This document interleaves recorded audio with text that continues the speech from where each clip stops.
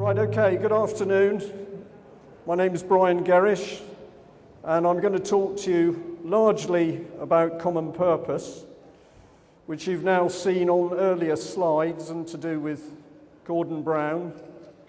But I'm also going to try and open your eyes to something wider than common purpose. It's basically how this country is being destroyed. And we're not at the stage anymore where we've got a problem with political parties. We are not at a stage where if we get rid of Mr. Brown, as has been quite rightly suggested, we can replace him with Mr. Cameron. Because if we do that, we're going to end up continuing what's happening in this country.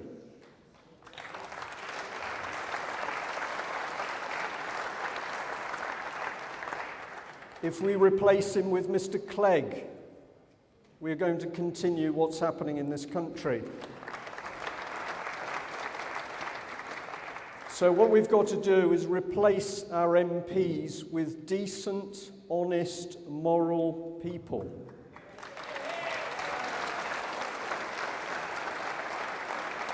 And I'm going to be very, very measured and very careful here, because the people who actually voted these idiots into power is a very small percentage of the electorate.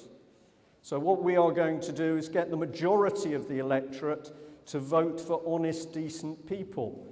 Some of them might call themselves Blue Sky Party, some of them might call themselves Green, some of them might have no name. They might just be, I nearly said a person. They might be a real human being. So I'm going to leave you to decide who you vote for, but what I'm going to say to you, if you continue to play the game and vote for Conservatives, Lib Dems and Labour, this country is going to continue the slide to slavery. That's a fact.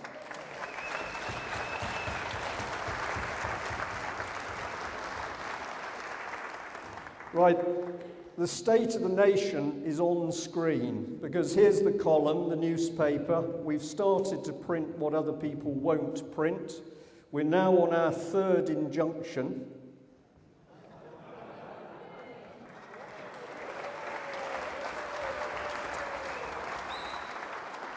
And those injunctions are coming in because we have been printing the truth, not about politicians or grubby businessmen, but because we've been starting to print the truth about children. Now, I know that there are some young children in this audience, and I'm going to say gently to mums and dads, I'm going to be talking about some very serious stuff. So it's your decision. But I'll also say to you that when I gave a talk in Birmingham Central Mosque, which was now about 2 years ago, and I also said the same thing, the Muslims in the mosque said to me, the children stay, because we want our children to understand exactly what is happening. So I leave it to you, but I am going to talk about some rather disturbing subjects.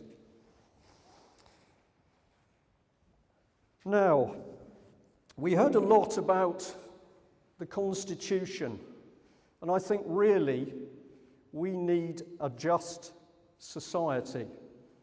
Isn't that what it's about? We need a just society. How many of you would agree with that?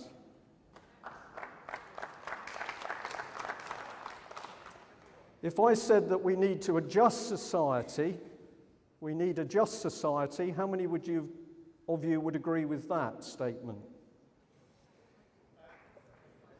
I'm being deliberately deceitful. Because what am I talking about? Am I talking about a just society, or am I talking about adjusting society?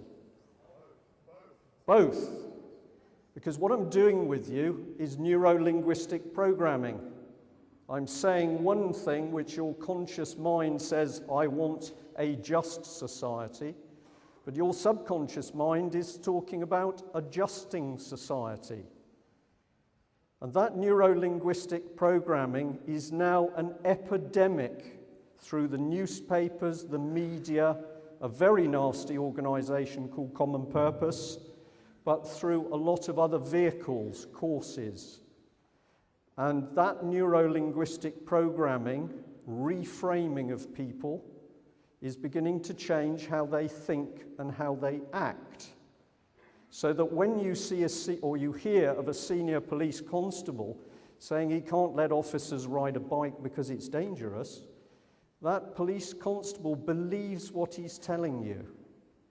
So every time your brain starts to say that's ridiculous, that's crazy, that's madness, I want you to start thinking, just maybe that person is not normal.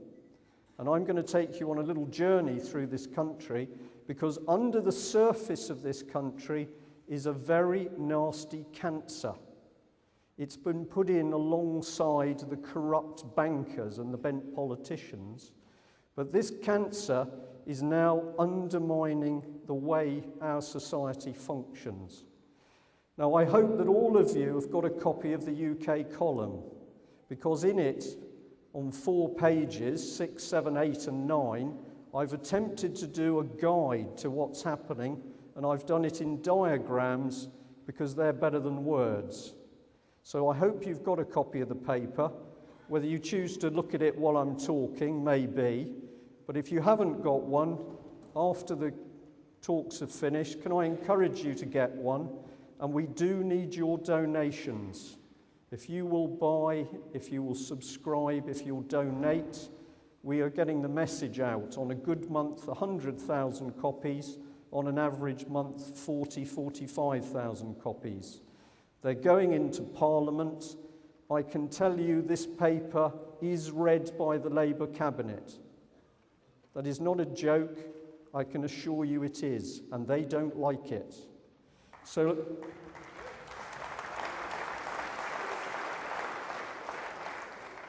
this is not a very good slide because I know it's a bit faint, but I stumbled across this in Plymouth.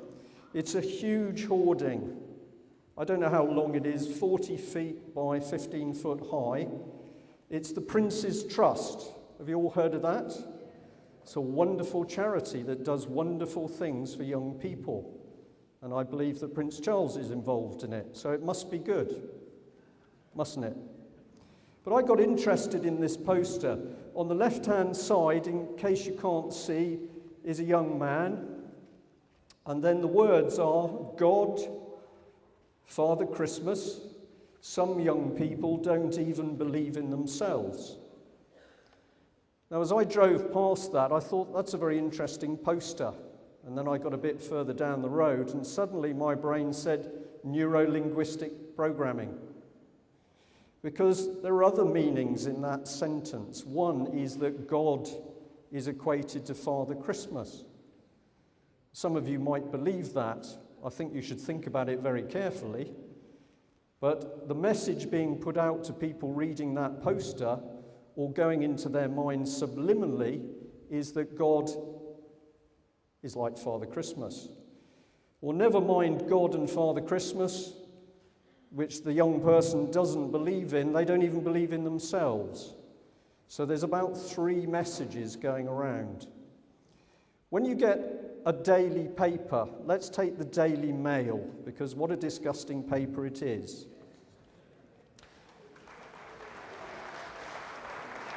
Normally, across the top, you now have cheap banner adverts. Nothing to do with the seriousness of the situation in the country. Cheap adverts for DVDs. You will then have a very serious article, which could be on the money supply or another issue.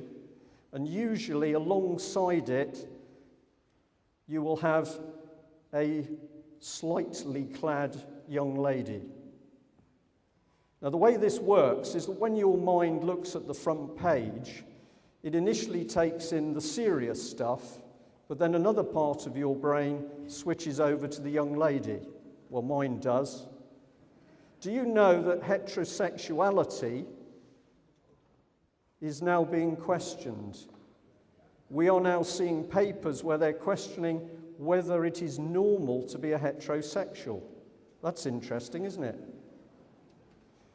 So, if you're a normal heterosexual male, your mind goes from the serious article to the young lady and back again and back again. And what's being done is a trick on your mind. You're not concentrating on the real issue. Your mind is being flicked around. And this is neuro-linguistic programming, and it's being done to you by newspapers. So we need to be very, very discerning in how this country is being attacked, because it is to do with manipulating your minds, and it doesn't have to be common purpose that is doing it. It is now being pushed through all sorts of courses. So the next time you read something, go back to it, revisit it, and see if you can find some other meanings. There was a new poster that came up following this one, and I tried to get a picture, but unfortunately couldn't get it downloaded. But there's plenty of hoardings. Some of you might have seen one against the smokers, and it showed a picture of a side of a bus stop surrounded by dog ends, and then it said, "Are you a dirty chucker?" Now you're laughing, but the meaning is vicious, because what's happening is that smokers are being made outlaws. When you see smokers, and I don't smoke, but when you see them huddled in the cold by a doorway, they are being made non-people. And this is very dangerous, and it was done by the Nazis. They started the initial no-smoking programs. So what you are seeing, be very careful of. That's a blank slide there. Now, what's happening around the country, we can go quickly. Has anybody got any problems that we're in a police state at the moment? Does anybody still think we're in a democracy? Okay, so we can go through this quite quickly, but we've got the cameras. I've shown this to several people, but up here, this is a policeman with a CCTV camera strapped to his head. They trialled this in Devonport in Plymouth. So you bump in, well, preferably don't bump into him, you meet this man on the street and he's filming you. You are a criminal. We've talked about this. This was a Christian centre. The cross has gone and a wavy line is there. And I say quite calmly, that's a serpent. You might not believe it. And I saw lots of these coming up, actually, and I've seen quite a few round here. This is a pub, a derelict pub. They're all closing. And the reason the pubs are closing is not to look after your livers, but because pubs are places that people go and talk to each other and swap information. And the government doesn't want that.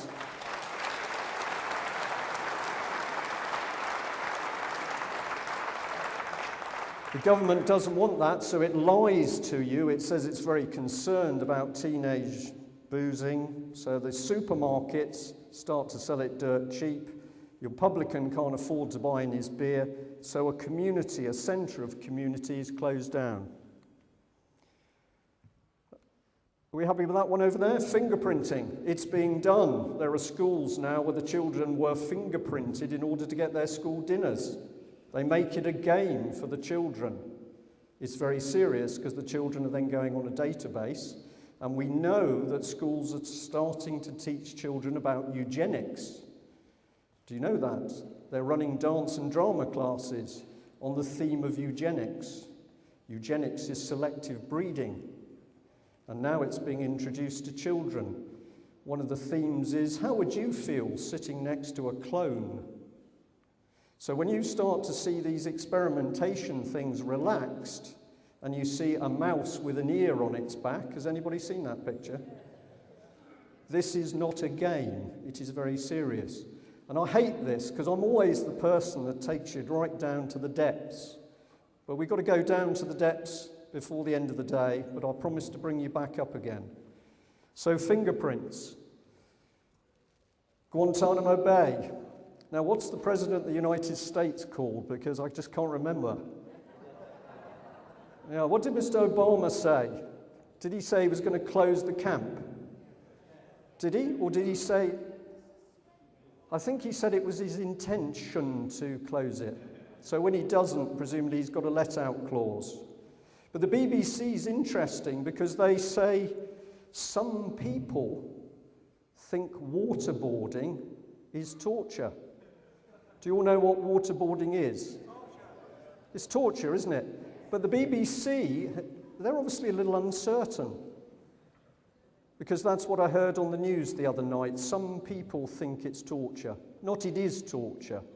Well, Mr. Blair and Mr. Brown, aided and abetted by Mr. Cameron and Mr. Clegg, have sent people to that camp to be tortured. And as I say, we should be ashamed of ourselves. We've got problems with youth on the street. It's a created problem. It's created. We've got churches being demolished. We've got homes being repossessed. We've got brutal police appearing. Now, if I understand it correctly, we have some police officers in the hall, and thank you very much for coming along. But we have some questions about your training. I have some questions about them, which we'll come on to later, because I believe the police are being put through training, which is neuro-linguistic programming, which is making them unsure about how to police, and that could make some of them very dangerous. What about this one? This has got us running around silly at the moment, isn't it? Recycling. Is the rubbish in the right bin? Is the bin in the right position? Have we put it out on the right day of the week, but it's changing next week? My wife goes loopy with this. And she's supposed to, because that's what it's there for. It's distraction. It's breaking you down. It's making you frustrated. And this is all coming from the government. Has something else popped up there? Oh, we've got a mast here. Tetra. They're springing up all over the place, but nobody wants to tell us what they're there for. Young lady unconscious through drink. See a few of those around. Fishing fleet destroyed. I think we're just about there. So basically, if I can move on. Oh dear, what's that? It's emerging, isn't it? It's a beast emerging through some very foggy situations in society. But no matter what we do, we go and join our little political party, but the beast still seems to keep coming. And the reason the beast keeps coming is because we are not seeing it in the right form. The threat is not the European Union over there. It is what is happening as a result of the European Union in this country.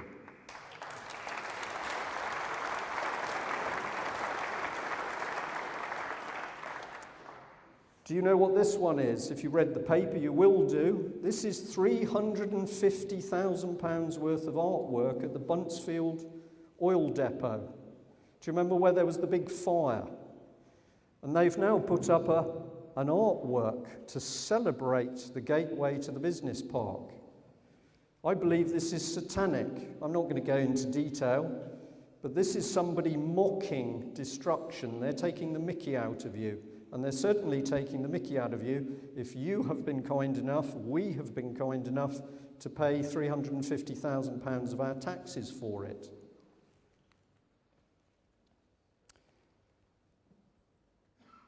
Child stealing by the state.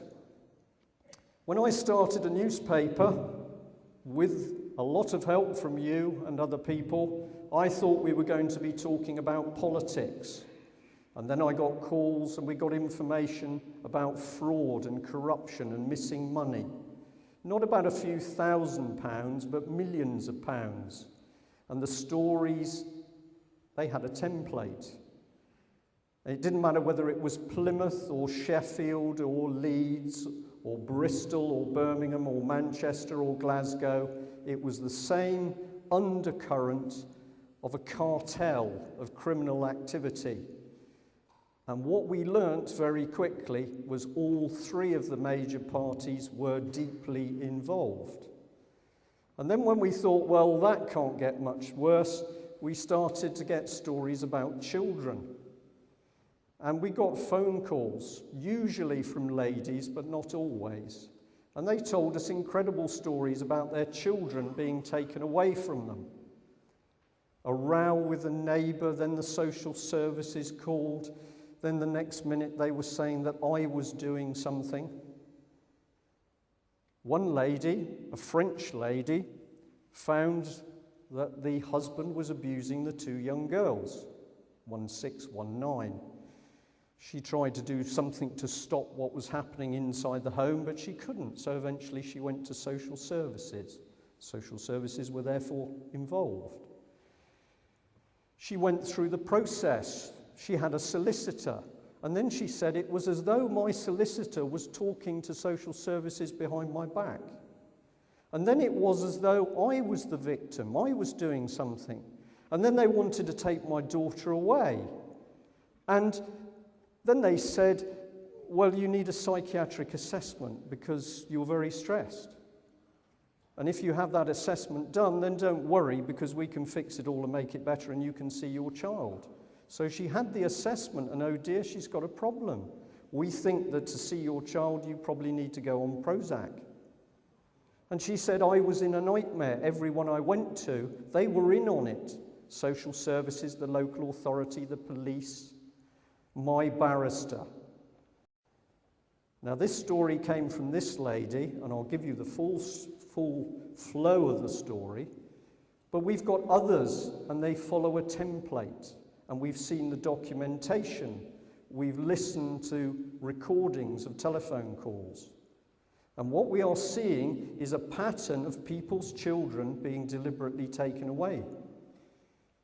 And I'll tell you what's happening to them next. They're going into a system of abuse. Either just ill treatment with carers, or they're going to a nastier type of abuse.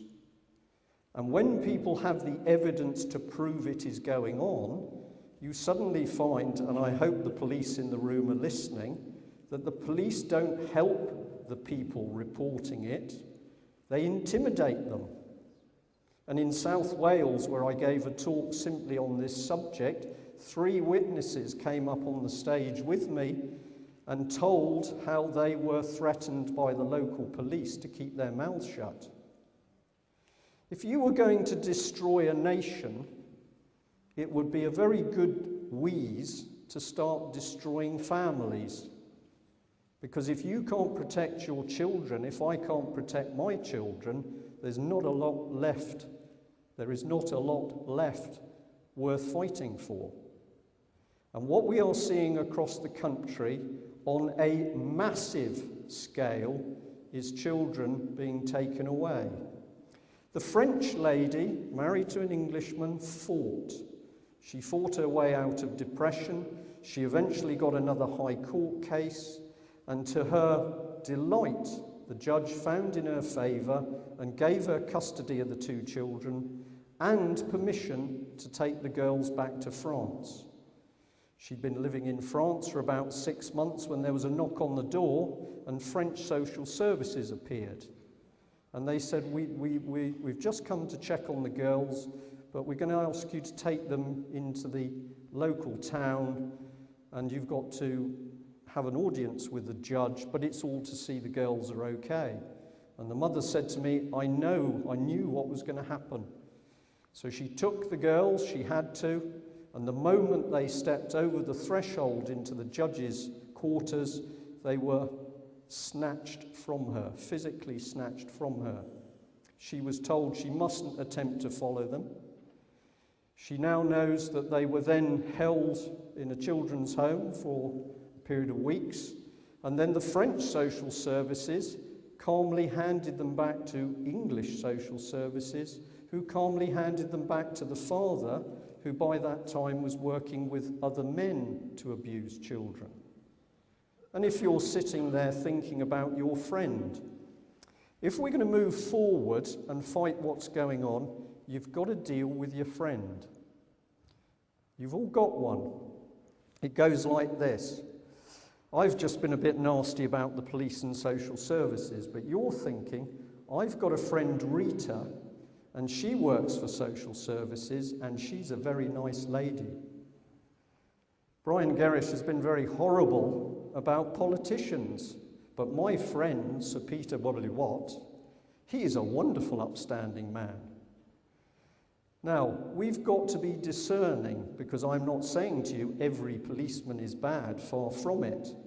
But what we've got to do is we've got to learn where we've got to look to root the bad people out.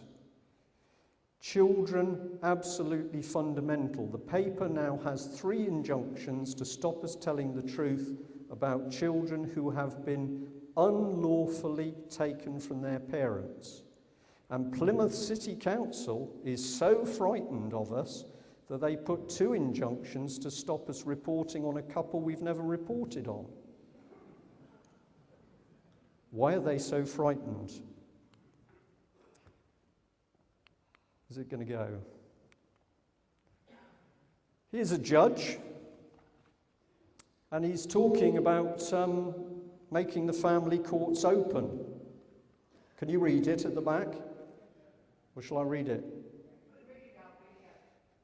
Right, this is from Sir Mark Potter, Britain's most senior family judge and president of the High Court Family Division. He told the Times that the judiciary had been split about whether to open up the family courts and that there was not a clear single view.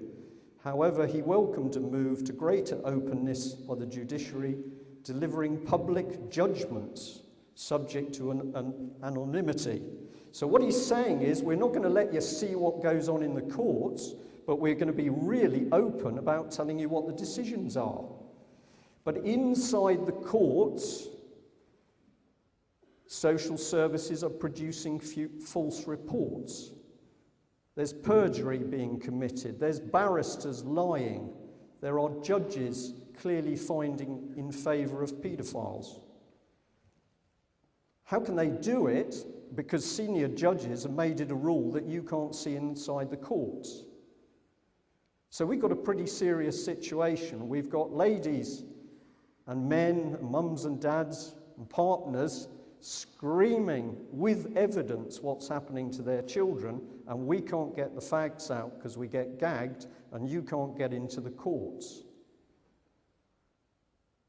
Without putting a hand up for the people in the room who are experiencing this, am I telling the truth? Okay. We need to deal with these people. If this is the standard of our judiciary, and we have our judiciary working on the Constitution, and whether the EU is legal or not for us, we're not going to get anywhere, are we? We are seeing widespread corruption. We are seeing corrupt judges, corrupt barristers, corrupt solicitors, corrupt law firms. And so it's no wonder to me that when we take a case to the High Court to try and get us out of the European Union, it gets squashed. It's bound to get squashed because these people are bent. And we've got to start exposing them. We don't need violence. We just need to call them what they are, criminals. I'm not, of course, suggesting that Sir Mark Potter is one of those. But I'd like to ask him why he isn't dealing with the factual evidence which is showing just what is happening in the family courts. Will he come and see us and look at the evidence we've got? That's my challenge. All sorts of groups are trying things, and here's Fathers for Justice. Who's the lady? Is it Harriet Harman? I'm not sure. I can't remember. I don't really care. She's another politician that they've handcuffed because they're so fed up that the politicians won't act. So let's have a look at these politicians. These are the ones who are destroying your lives. And yet their expenses, we don't want to make those open. Was there a debate in the House of Lords over the 900 billion being paid to the banks? Was there?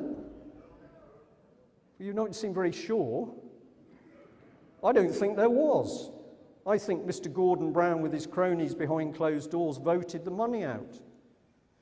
But here's 2 of them, happily not married, both on a nice big fat MP salary, both making decisions. This is Balls, isn't it?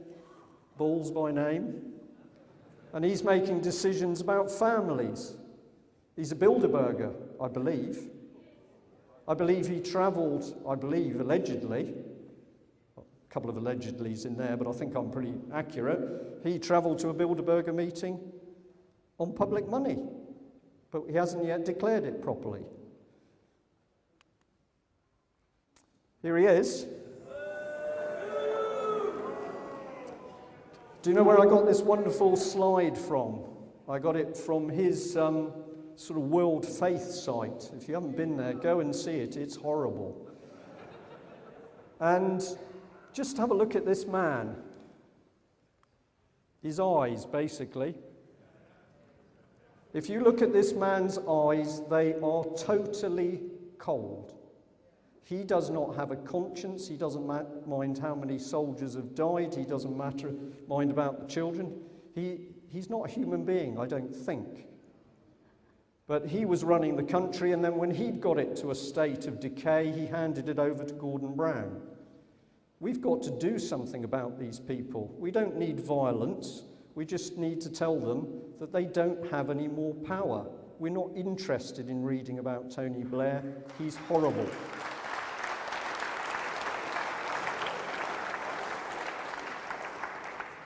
Did you vote for this man? So why is he there? Well, we haven't challenged it yet, have we? It's time we challenge. It's time every MP got a visit. Pardon? He was elected in Scotland. He wasn't elected in England.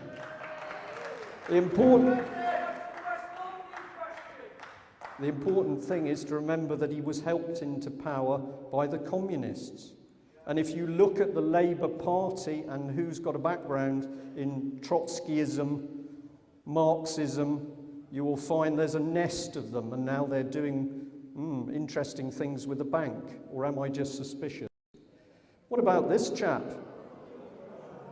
You know, but we've got to deal with them. It's time we took these people down. He's a Bilderberger.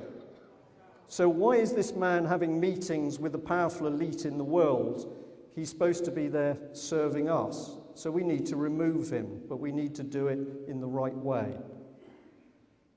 Oh dear. Yeah? It's not often we get the chance to actually look at these people. What a pair of idiots.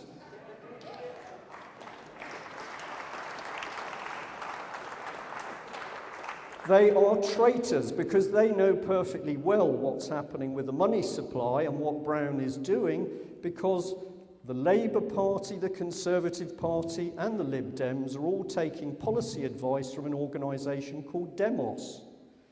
We've proved that in the last edition of the column.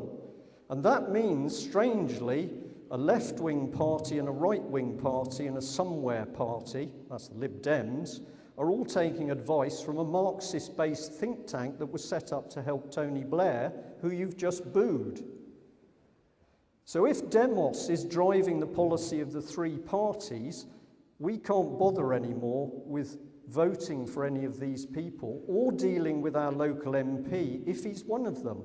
If he's one of them, he is one of them, and we need to ditch him or her. We need to pull these people down. We need to make idiots out of them. We need to challenge them why they aren't doing their job.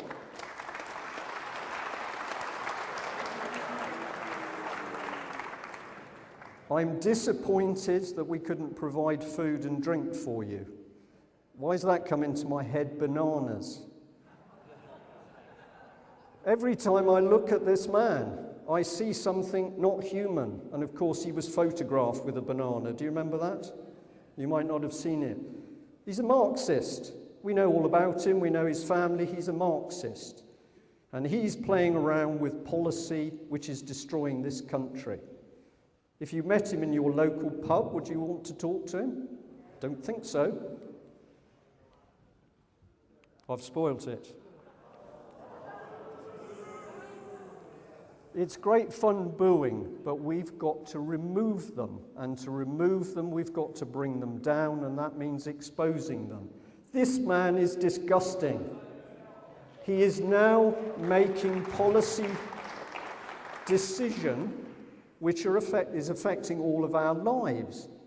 He hasn't even been elected into a proper position.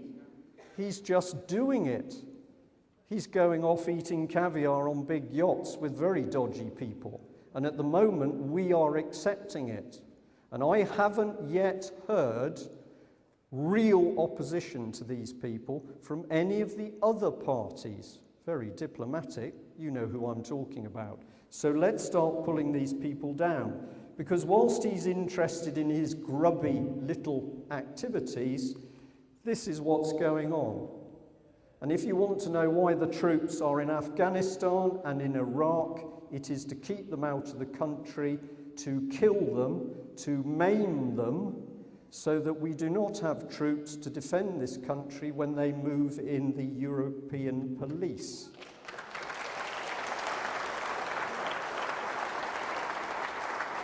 If you doubt what I am saying, you will shortly be learning through us and other means that military bases are being closed for British troops in this country, refurbished, ready for NATO troops. Why do you want NATO troops in Britain? Because when the violence starts on the streets, which is what the government is planning next, you use foreign troops because there's no risk they will fraternise with the demonstrators. It is not a game. This works all the time. The country's falling apart. You can see it, you know it, that's why you're here. Well done. But the slide into chaos, there's something behind it. If we analyse the country, here's a police state. The individual's there to serve the state. The state is governed by an elite. Is that what you're looking at? I think so. The state is the law. There's no such thing as a fair trial. People can be in prison without trial. This is happening on a daily basis in Britain. I get calls from people and they say to me, you need to be very careful. And I say, why? And they say, well, because somebody's going to shoot you or you'll disappear. And I say, why? I live in Britain. It's a democracy. Because the person who says that to me must know already it's not a democracy, it's a police state. When I die or disappear, it will be a big rubber stamp that everything I've told you is true. That's why, presumably, they don't do it, because I am annoying some people. Propaganda for the state, it is pouring out of the government, sheer lies and propaganda, and the BBC is doing it because the BBC is part of the machinery. The media, the newspapers, look at who controls them. A handful of people. It doesn't matter whether you read the Telegraph or the Express or the Mirror. It doesn't matter. The same individuals control them. The state maintains and funds an extensive intelligence and security system. Do you see they're recruiting more MI5 operatives? Have you seen that? They're recruiting ladies. It's in the paper. They put up adverts in gyms in London because they want fit, cunning ladies. They need them because there's some pretty poor MI5 operatives in this hall at the moment.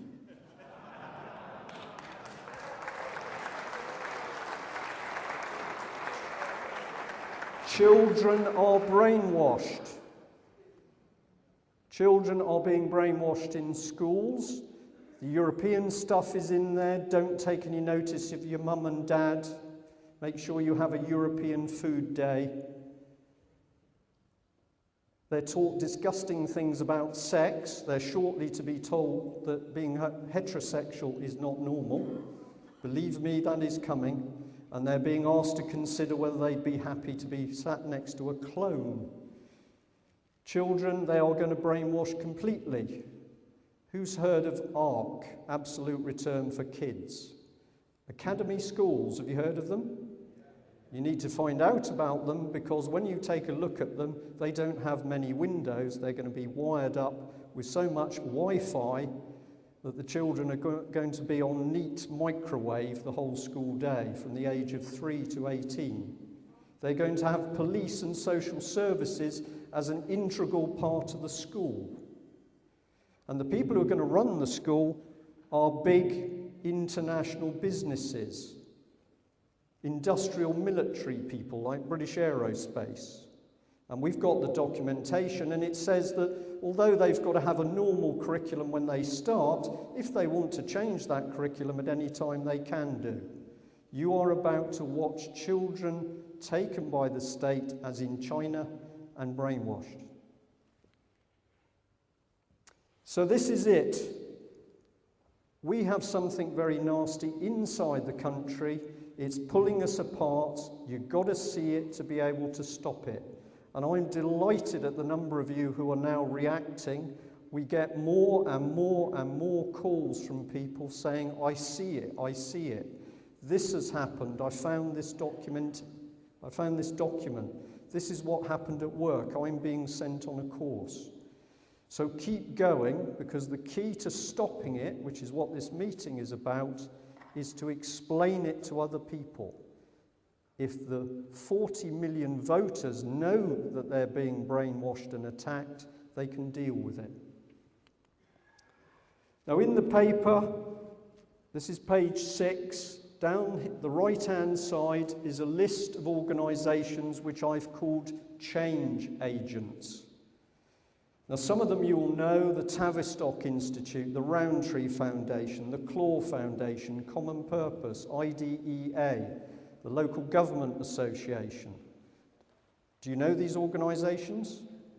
Some of them. You need to read this, you need to get onto the computer and research them yourself, because when you know who funds these organisations, oh, money. Somebody funds them. Who funds them? The bankers. The bankers fund these people. But we've already heard that the bankers are all corrupt criminals. So when we see that Deutsche Bank, a German bank, a very big one, is a key funder of Common Purpose, we should be interested. We should be interested when we see JP Morgan funding a children's charity, Goldman Sachs. The moment you see the bankers connected with these change agents, you know that you're on the trail of something nasty. These are the organisations that form policy, and that is then injected into our society. You think it's coming through the government, it isn't.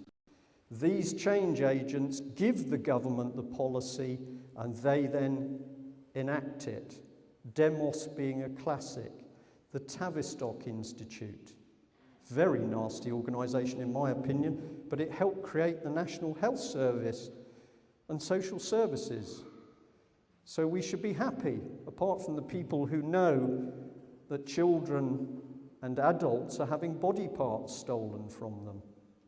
And if you don't believe that's going on, I can tell you that there are some people in the audience who will tell you how they never got the body of their 12-year-old daughter back, because too much of it was missing. And they have never achieved justice, because everywhere they've gone it's been covered up by politicians, by senior policemen, by coroners, by members of the Welsh Assembly, I think. So these people need watching very closely. Now this is the opposite page. So down here we'd have the change agents, and they inject policy into this. And I've called it the third sector, and I'm going to take that apart in a minute, but I want you to see the page. So that's page 7. Right. We're at the bottom of the heap. We are at the bottom of the dung pile. And this is how we think it works. We've got nice people called parish councillors. They try and do their best for our community. They're unpaid, but the government keeps heaping more and more regulations on them. Any parish councillors in the room? Do you know what I'm talking about? Declare your assets and interests. Here is some recommendations as to how you should run your community. We've got county and district councillors. Any of those? Pardon? Do we have any district or county councillors? Is that a no? That's none. I can't see any. My goodness, so you know how locally you're represented. Where are they?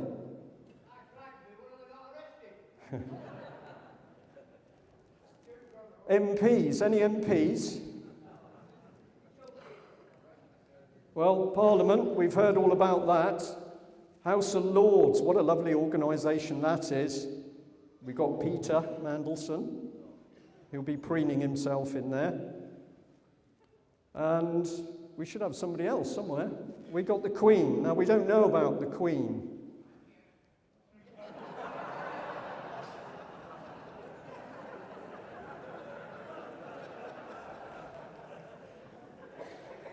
Can I be a little bit of a smart-ass and say I met the Queen? And she doesn't look like you. Right, so we don't know about the Queen, but we just get the impression that, this side has all been pushed away. It's not working properly. These people are not serving us. They've been pushed to one side. And this is what's been put in its place. Here's all the change agents. Okay, I'm not going to read them all. You can do that for yourself. And what they do is inject policy into this new area of society, which is called the third sector, sometimes called the third way. Have you heard the politicians talking about it? They've all dropped it in, so's the Americans, so's Obama. So this is the new sector, the new powerhouse of the new society, the new post-democratic society, the third sector. And what's in it in UK? Over 1,300 government departments. Check it for yourself.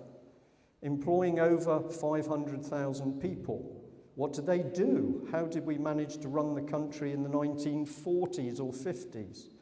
These people have been created, usually on good salaries, to control every aspect of our life, whether we can drop litter, how we teach our children, what we can say to people, how we behave, what forms we fill in, how much rubbish is in the dustbin. You feel it, it's oppressive. And these are the people creating it. And they're helped, because most of you think charities are nice things run by nice old ladies who collect money and then they help people. Well, that was true, and for some charities it's still true, but really what's happening is that they have created a vast army of political charities. And in this country there are over 170,000 charities consuming billions of pounds, but you don't know about them or what they do. You need to find out. So when somebody comes around collecting, you want to know who's really funding them, because a lot of the charities are funded by government. Here's the influence. It comes into the third sector. The third sector help push it into Parliament, and once it's there, all the poo drops on us. So we are spending time trying to convince these people, but the monster is growing through the country, through the third sector. And that's why it seems to you, no matter what you do, this thing advances. You can feel it. It's like a big octopus. And what we've got to do is get in amongst this lot and break it up. And I'm delighted to say it's started to happen.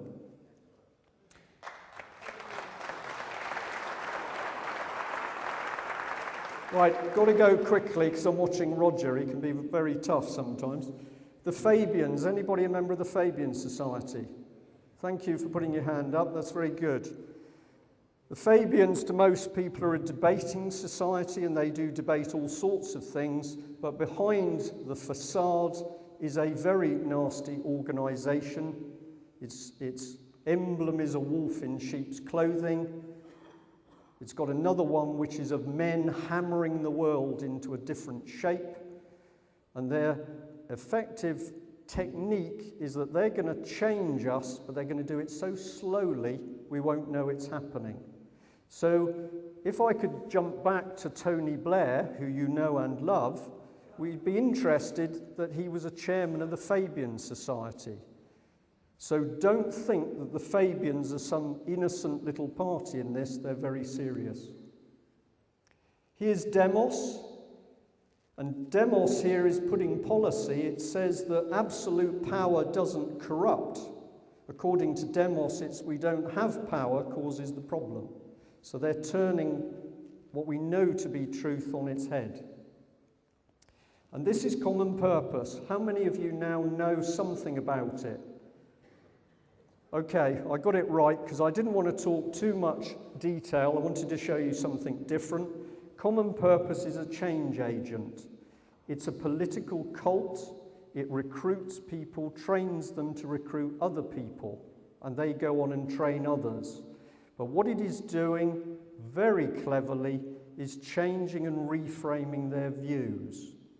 And I can talk to you about people saying strange things. I can talk about people becoming mentally unwell. I can talk about all sorts of things.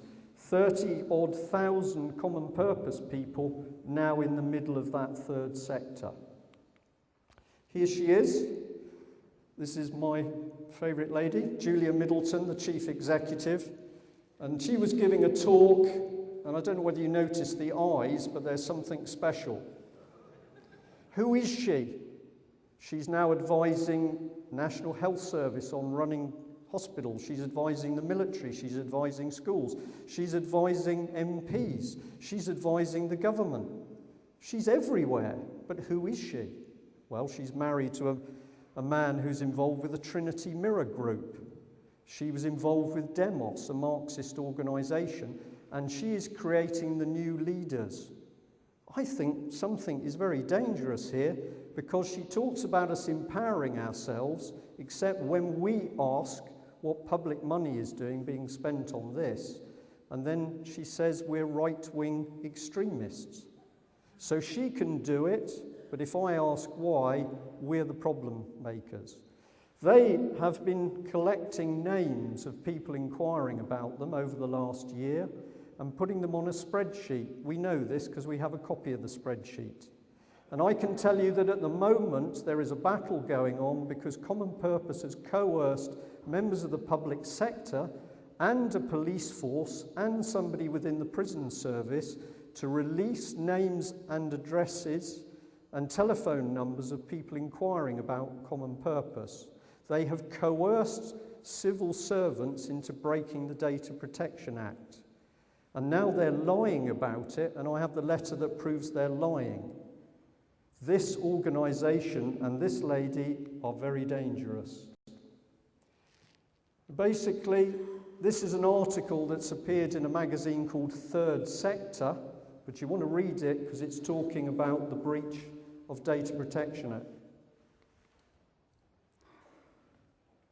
Now, good old Julia Middleton gets around because she's a new leader. She pays herself about £80,000 of the money that comes into her charity, but don't worry because most of the money comes from the public sector anyway. Oh, that's us. So she was a bit bored one day, so with a friend they decided to create the Media Standards Trust because news matters. And this trust has a board of trustees made up of leaders of integrity, selected from civil society and the media, and they're going to reflect our diverse society. And surprise, surprise, the deputy chair is Julia Middleton, Sir David Bell, Sir David Bell, chairman of the Financial Times Group. Who have we got? Waterstones, King's Fund, that's a pretty interesting one. The BBC, Robert Peston. You know him, the man who's always got the news? Baroness Helena Kennedy QC, Bishop of Wakefield. These are all normal people. And do you know what they're doing? They're going to make sure that the media is fair and open and honest. No, honestly, read it, read it. Do you know where the office is based? It's based in the middle of Common Purpose's office. This is communism. Is it going to work? Come on, work for me. Now, Julia Middleton is so worried about UK and our media and the world that she's helped set up another trust. It's called Al-Fanar, which I understand means lighthouse in Arabic. Do you like the logo? What is it? Thank you. If you can see the logos, you are more than halfway to seeing the organisation. So here is Al-Fanar, and what they're going to do is they're going to help change Arab society. Now, I can tell you that Common Purpose is busting a gut at the moment to get in amongst the Muslim community. And they've had a huge grant, a number of them from the government, to run leadership courses for Muslims and Muslim children. The reason they say they want to get in amongst the Muslim community is because they want to help stop extremism. I hope the Special Branch and MI5 are paying attention to this because they could learn a few things. So Common Purpose is being paid by the government to get in amongst the Muslims. And at the moment, they're not doing very well because we are talking to the Muslims on a daily basis about what Common Purpose is wanting to do. But why does Common Purpose want to get in amongst the Muslims? Any answers? It's very simple.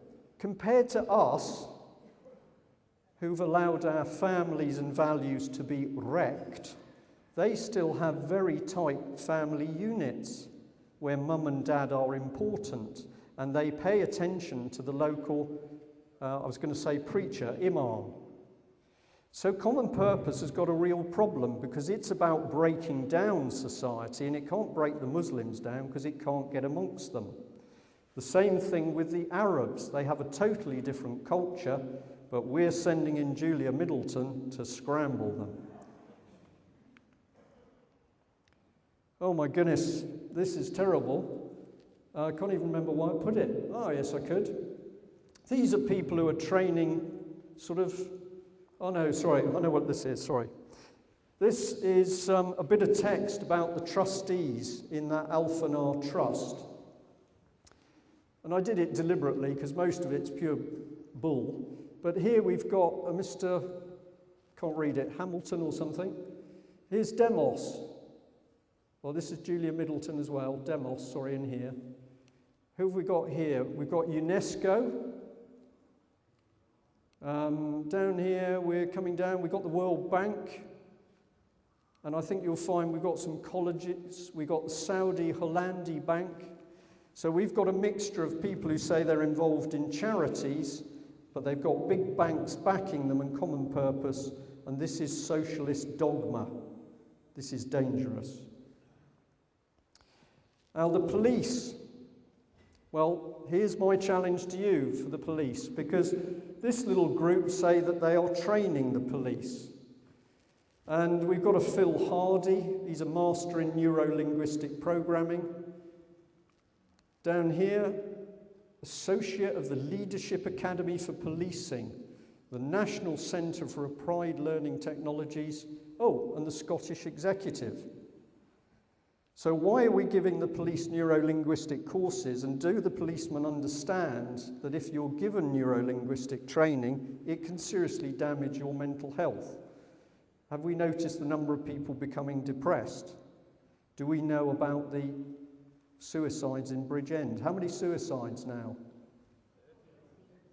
Is it up to 30 now? It's very high. It was 27 and it's crept up. Why are these people committing suicide? 31. We should be really worried about this. Well, if you look and see what courses these people have been doing as youngsters, you'll find it's full of neuro-linguistic stuff. Common Purpose is very active in South Wales. Here's another trainer, licensed in the use of psychometric and personality instruments. He's involved in crisis management, counter-terrorist programs. Blimey.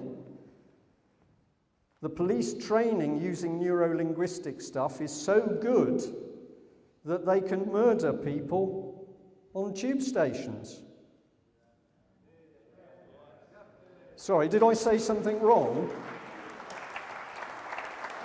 And so bent is the government that you have a closed court where the coroner directs the verdict to the jury.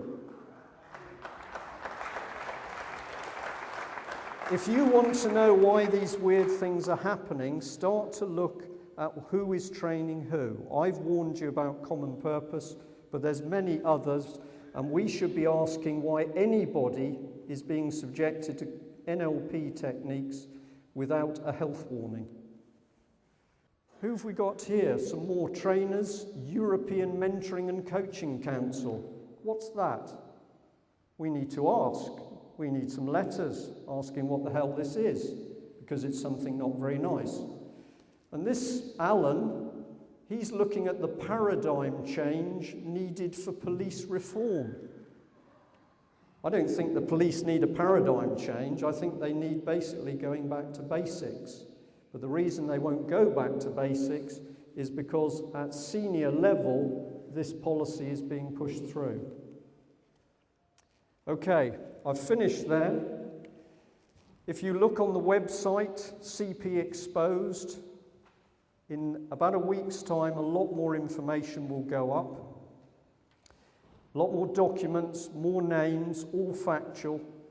To start countering what's happening, we have to start pulling apart the third sector, and we have to start making our MPs and councillors accountable for the actions.